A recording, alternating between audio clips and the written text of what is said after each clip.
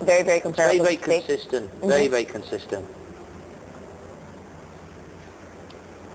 I see what you mean by a gamier. The reason that we pair all our dishes with wines is because it balances the acidity, the fat, the gaminess. Wines are there to complement the meats, the proteins. Okay, quite comparable to lamb, but not quite, just taste-wise. For people who haven't tried venison yet, just slightly comparable to lamb. And of course, with the risotto and your bell peppers. It's nice to have those melting onions in with the peppers. Adds a nice sweetness to it. You're gonna get everything in the dish. So the mushroom is what we call a farce. It's a stuffing. Wow.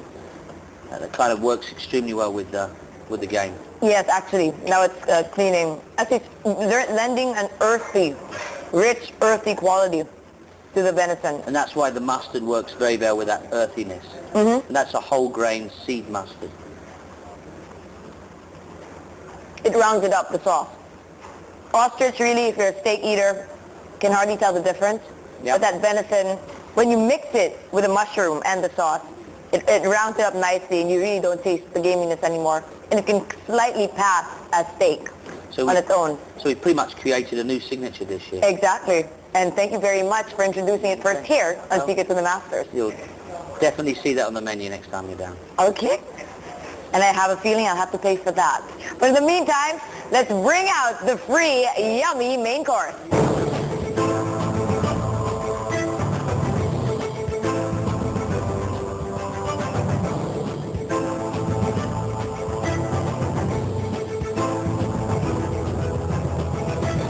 Our culinary adventure with Chef Issa Litton isn't over yet, so keep it here on Secret to the Master.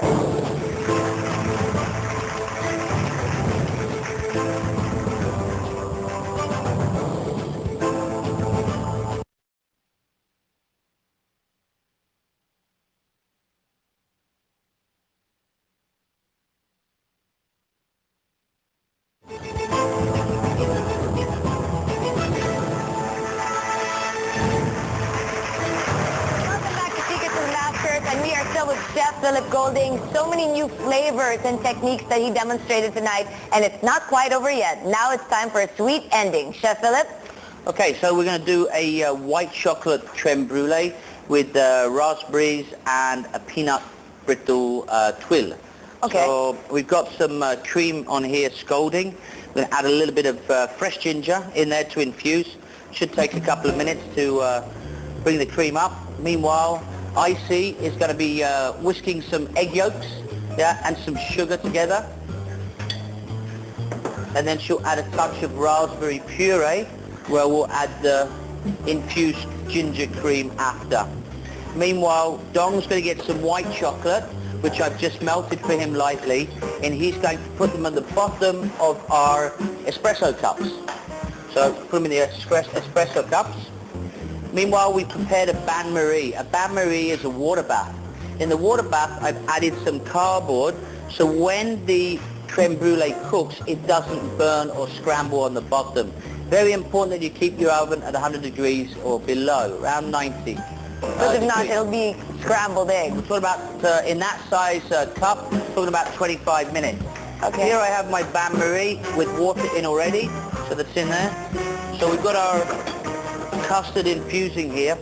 Now, on the time of infusion, you could use ginger powder if you don't have fresh ginger, but being in Asia, we have plenty of ginger, don't we, really? So it's not really a problem. I've done versions with pandan leaves inside here, which is one I did 12 years ago, which was very successful.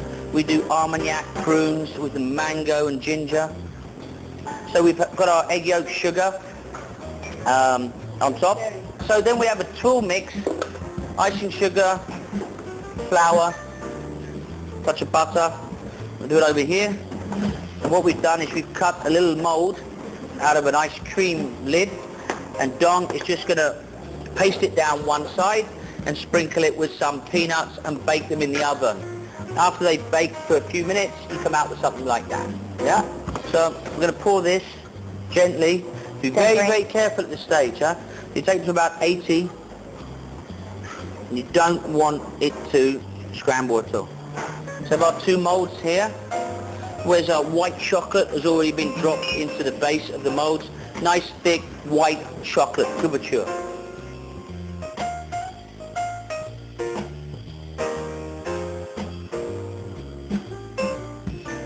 And then you put that in your water bath or your battery. Okay. Make sure that the water is right up to at least halfway. Okay. So we pop that into the oven. Meanwhile, Dong has popped in his, want to show that? His little twill, shown that? There's his little biscuit twills there. Okay. Sprinkled his roasted peanuts, right? They're already pre-roasted. You could use sesame seeds, poppy seeds, even caraway seeds if you're using maybe even a carrot brulee, yeah? Okay. Carrot ginger. So, and everything should be 100 degrees or lower.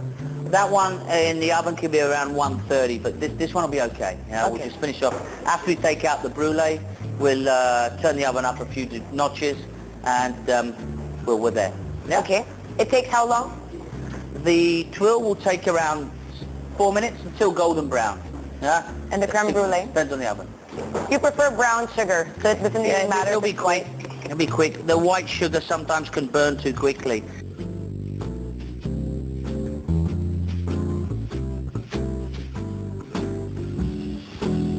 And be very, very careful at this point, because burning sugar can give you like 3rd or 2nd degree burns. Does it really take this long?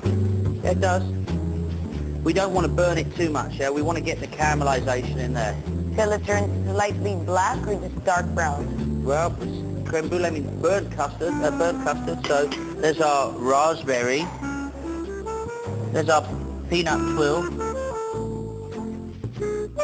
ginger and raspberry white chocolate creme brulee with fresh raspberry puree and a peanut twill. Part of the fun part, breaking the sugar. It's still quite hot. Wow. Quite Just an a little twist. Yeah, actually the ginger adds a little nice heat, a little spicy heat in there, but also with the raspberry. Tart, sweet, and a little heat. Nice Then kick. with a little biscuit there. And that extra crunch, of course. You can use walnut, almond, Wow. pecan nuts, yeah. Yeah. You could even finish this off with a little bit more white chocolate if you wanted on top of the biscuit. It's really a nice blend of flavors and at the same time texture, because the creme brulee is so smooth and everything crunchy because of the burnt sugar and even your crispy crunchy thing. It's a good mix of flavors, a very, very Asian. And if you really wanted to cut through that, this is the stuff to drink. This is a sauterne. It's a dessert wine, and it has the acidity to cut through all the richness. So served at 6 degrees, that would absolutely finish it off. For this one, if you're not necessarily a wine drinker though, the raspberry is enough Of acidity, yeah. to cut through the sweetness. But you know what? Let's feed the audience, so bring out the creme brulee.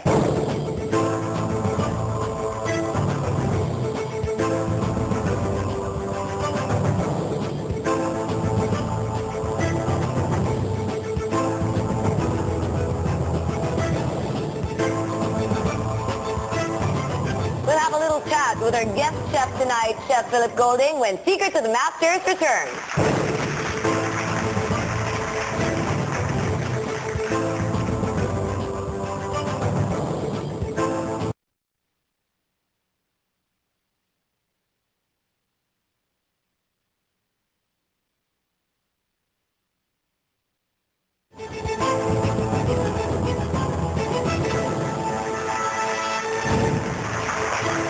Welcome back to Secrets of the Masters. Chef Philip Golding tonight is our master chef, who is a returning one at that. Chef Philip, one thing that stands out about you from the rest of the master chefs that we've had on the show, you do not fail to introduce something new. In a sense, like ostrich, the venison, these things are not necessarily Filipino palate friendly. It's something new, and yet you still mix it with a lot of Filipino ingredients so that little by little our palates are learning. Yeah, I have to thank Denny Wang for that, who's the CEO of Yaps. He's pretty much always challenging me to come out with new things and to create new signature dishes, obviously to pair with the amazing wine cellars that we have. And that's another thing we noticed. Everything that you prepared, you actually paired it up with